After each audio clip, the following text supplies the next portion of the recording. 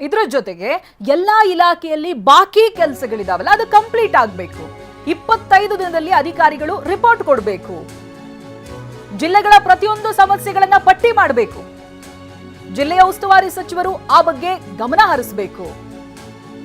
ಹೀಗಂತ ಸಚಿವರು ಅಧಿಕಾರಿಗಳಿಗೆ ಸಿಎಂ ಡಿ ಕೆ ಶಿವಕುಮಾರ್ ಸೂಚನೆ ಕೊಟ್ಟಿದ್ದಾರೆ. ಸೊ ಅವರೆಲ್ಲ ಮತ್ತು ಆಲ್ ಡಿಸ್ಟ್ರಿಕ್ಟ್ ಸೆಕ್ರೆಟರೀಸ್ ಇಲಾಖೆಗೆ ಸಂಬಂಧಪಟ್ಟಂತೆ ಎಲ್ಲ ಪೆಂಡಿಂಗ್ ಕೆಲಸಗಳ ಪಟ್ಟಿಯನ್ನು ಕೊಡಬೇಕು.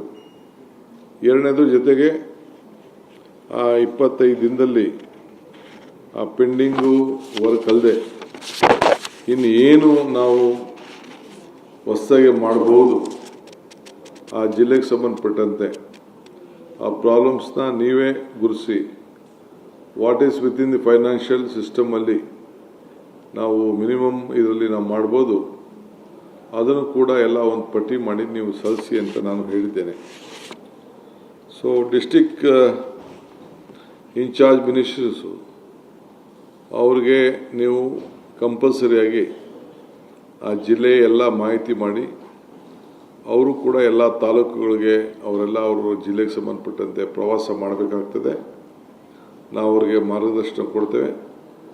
ನೀವು ಕೂಡ ಅವ್ರಿಗೆ ಏನೇನು ದಾಖಲೆಗಳನ್ನು ಬೇಕು, ಅವ್ರಿಗೆ ಅಸಿಸ್ಟೆನ್ಸ್ ಬೇಕು, ಅದೆಲ್ಲ ಕೂಡ ಅವ್ರ ಜೊತೆಗೆ ಸೇರಿ ನೀವು ಕೆಲಸ ಮಾಡಬೇಕು ಅಂತೇಳಿ ಅವ್ರಿಗೆ ತಿಳಿಸಿದ್ದೇವೆ. ಇಷ್ಟೇ ಅಲ್ಲ, 15 ದಿನದಲ್ಲಿ ಆಕ್ಷನ್ ಪ್ಲಾನ್ ಮಾಡಬೇಕು ಅಂತ ಹೇಳಿದ್ದಾರೆ. ಕೆಲಸದಲ್ಲಿ ಪಾಸಿಟಿವ್ ವರ್ತನೆ ಇರಬೇಕು, ಪಾಸಿಟಿವ್ ಅಪ್ರೋಚ್ ಇರಬೇಕು. ನನಗೆ ಹಿಸ್ಟ್ರಿ ಬರೆಯೋಕೆ ಓದೋದಕ್ಕೆ ಇಷ್ಟ ಇಲ್ಲ, ಇತಿಹಾಸ ನಿರ್ಮಾಣ ಮಾಡಬೇಕು, ಸಾಕ್ಷಿ ಗುಡ್ಡೆ ಇರಬೇಕು. ಅಧಿಕಾರಿಗಳ ಸಭೆಯಲ್ಲಿ ಸಿಎಂ ಡಿ ಕೆ ಶಿವಕುಮಾರ್ ಹೇಳಿದ್ದಾರೆ. ನನಗೆ ಹಿಸ್ಟ್ರಿ ರೀಡ್ ಮಾಡೋಕ್ಕಾಗಲಿ, ಹಿಸ್ಟ್ರಿ ರೈಟ್ ಮಾಡೋಕ್ಕಾಗಲಿ, ಬರೆಯೋಕ್ಕಾಗಲಿ, ಹಿಸ್ಟ್ರಿ ಓದೋಕ್ಕಾಗಲಿ, ಹಿಸ್ಟ್ರಿನ ಬರೆಯೋಕ್ಕಾಗಲಿ ಇಷ್ಟ ಇಲ್ಲ. ಹಿಸ್ಟ್ರಿ ನಿರ್ಮಾಣ ಮಾಡಬೇಕು. ಏನಾದರೂ ಸಾಕ್ಷಿ ಗುಡ್ಡೆಗಳನ್ನ ಬಿಟ್ಟು ಹೋಗಬೇಕು. ಯಾವಾಗ ನಮಗೆಲ್ಲೆಲ್ಲ ಅವಕಾಶಗಳು ಸಿಕ್ಕಿದೆ ಆ ಕೆಲಸವನ್ನು ಮಾಡ್ಕೊಂಡು ಬಂದಿದ್ದೇವೆ. ಈ ಸರ್ಕಾರ ಕೂಡ ಇದನ್ನು ಆಲೋಚನೆ ಮಾಡ್ತದೆ. ಸೊ ಎಲ್ಲರೂ ಕೂಡ ನೀವೆಲ್ಲ ಅಕೌಂಟಬಲ್ ಇದ್ದೀರಿ.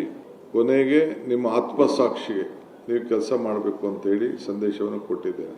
ಔಟ್ ಆಫ್ ದಿ ವೇ ಯಾವ ಒತ್ತಡಕ್ಕೂ ಕೂಡ ಮಣಿಬಾರದು.